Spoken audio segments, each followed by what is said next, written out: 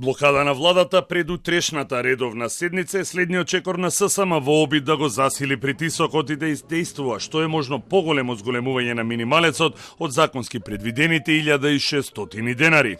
Од ССМ подсетува дека минатата година тие и работодавачите постигнаа договор за зголемување на платите за 6000 денари, но владата одби да ги субвенционира придонесите.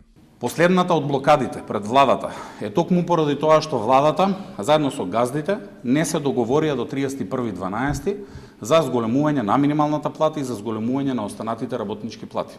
Работодавачите беа подготвени да ги зголемат платите за најмалку 6000 денари и побара одреден временски период да не ги плаќаат придонесите за задолжително социјално осигурување кои беа во висина од 3000 денари или 50 евра од работник. Падна и последниот аргумент на владините представници кои заедно со газдите го зборуваа континуирано овој период, а тоа е дека македонските работници не биле продуктивни, македонските работници се премногу продуктивни за платите кои ги примаат или само 17% од она што го создаваат како капитал на работодавачите се слева во платите на работниците.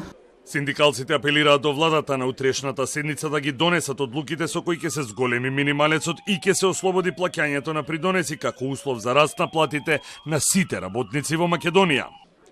Од Стопанската комора, каде што минатиот четврток беше блокадата на ССМ, вела дека проблемот треба да се реши преку диалог, а не со протести.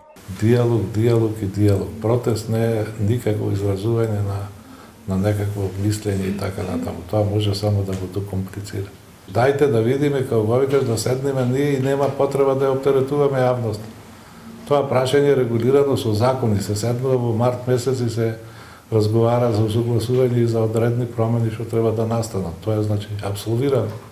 Членството на ССМ пак бара да се организира уште еден протест, а потоа да се оди на веќе најавениот генерален штрајк. Барањето од работниците и размислувањето на дел од синдикатите да се организира уште еден голем работнички протест. ССМ ќе донесе одлука за организирање на генерален штрајк. Со таа одлука, секој еден вработен и во јавниот и во приватниот сектор ќе биде заштитен. Генералниот штрајк според размислувањата треба да трае 24 часа. За време на генералниот штрајк нема да се извршуваат работните задачи. ССМ нема да се откаже од обидот да собере 10.000 потписи за да може до собранието да достави законски измени за намалување на платите на избраните и именувани функционери и за зголемување на минималната плата.